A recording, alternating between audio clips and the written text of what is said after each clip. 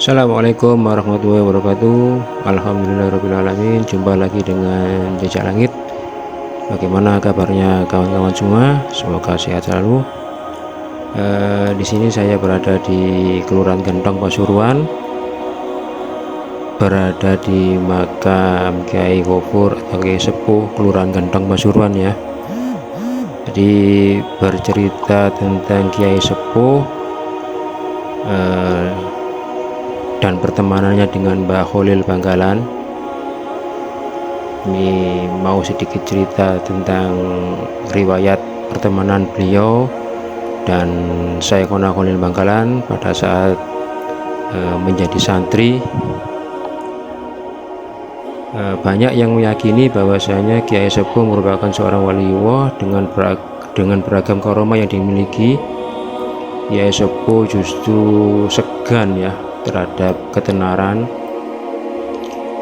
Semasa hidupnya beliau itu selalu mengajarkan kesederhanaan.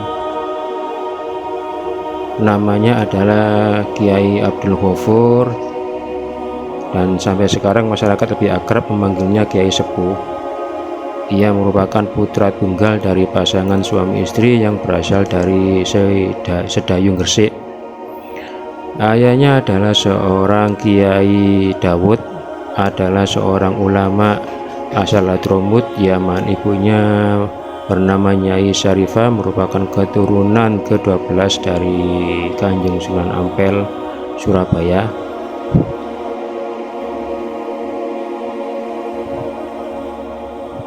Dari lahir sekitar 1810, Kiai Sepuh sudah menjadi anak yatim.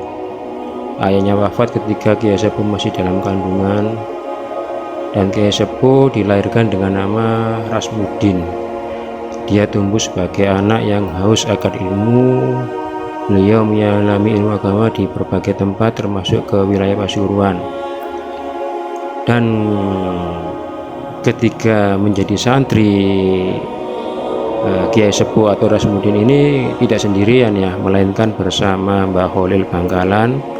Keduanya berguru kepada Abu Zarin yang sebelumnya diutus Kiai Nawawi Sidogiri untuk berdakwah di Dusun Tugu, di Desa Kedaung Kulon, sebuah desa paling barat di Kecamatan Grati, Kabupaten Pasuruan.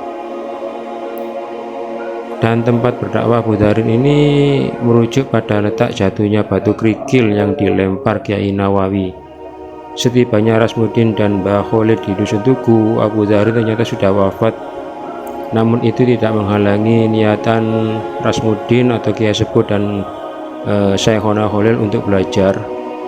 Pada akhirnya tetap mengaji di Tugu, tetapi ngaji bil ghaib dengan keilmuan yang dimiliki Kiai Sepuh dan Mbah Kholil.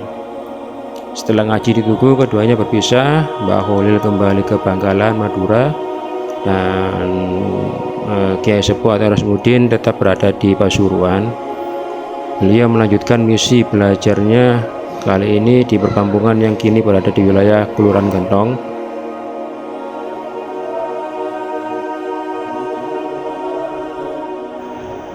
Saat Kiai Sepuh muda bertemu dengan Kiai Surahmin yang mengasuh pondok pesantren Gentong, Pasuruan, di pesantren itu pula Rasmuddin menemukan takdir jodohnya, dan Kiai Surahmin menikahkan dia dengan putrinya yang bernama Solihah.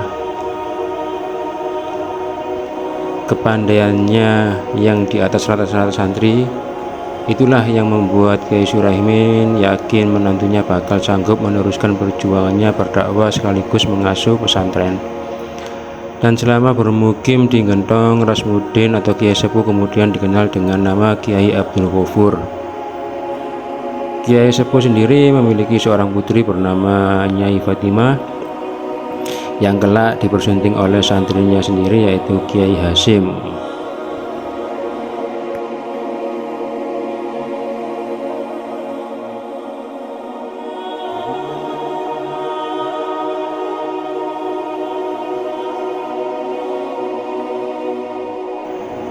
Panggilan Kiai Sepuh pada Rasmuddin atau Kiai Abdul Ghafur disematkan oleh masyarakat sampai sekarang. Panggilan itu kemudian lebih dikenal hingga sekarang ya. Di samping karena kedalaman dan ketinggian ilmunya, beliau memang memiliki usia yang memang sangat sepuh. Kiai Sepuh berpulang ke rahmatullah di usia sekitar 125 tahun, tepatnya pada tanggal 9 Jumadil Akhir. Beliau dimakamkan di Kelurahan Gentong, Pasuruan, dan hari wafatnya diperingati setiap tahun sampai sekarang.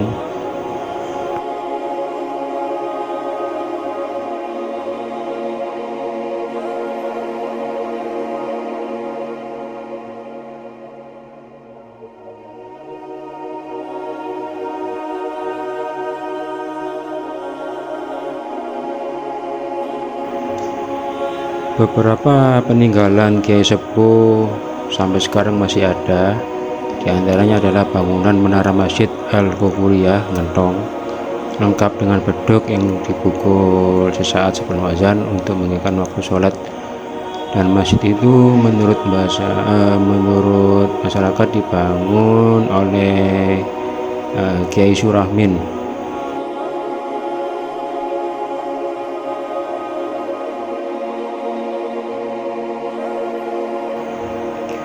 Menurut cerita yang berkembang, ada beragam peristiwa terkait bangunan menara masjid, terutama yang menandakan karomah Kiai Sepuh sebagai seorang wali.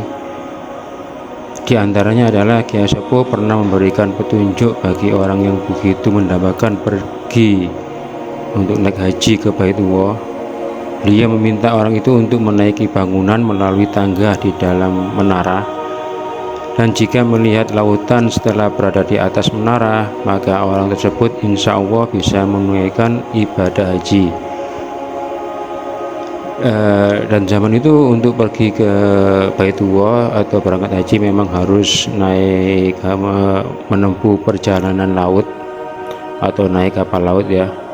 Dan dalam perjalanan waktu, Masjid Ghafuriyah sudah banyak direnovasi, tapi ada beberapa bagian yang masih dipertahankan. Selain keberadaannya menara, juga letak pengimaman.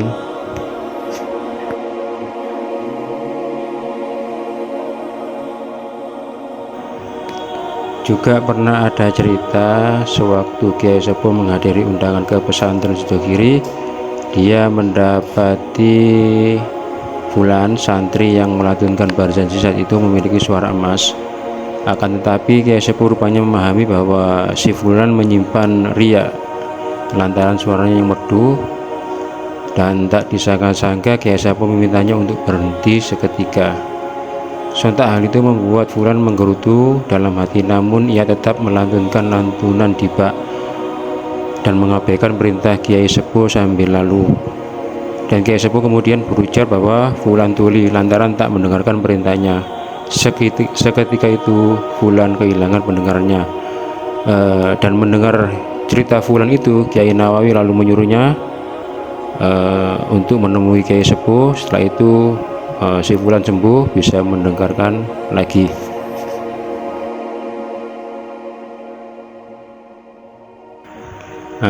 Baik teman-teman, cukup sekian video kali ini.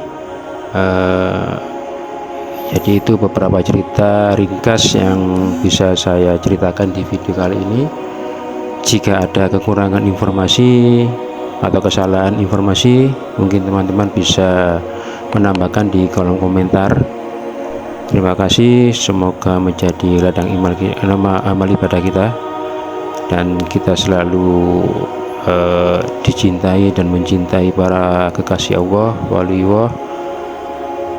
Mohon maaf jika ada kekurangan. Terima kasih. Wassalamualaikum warahmatullahi wabarakatuh.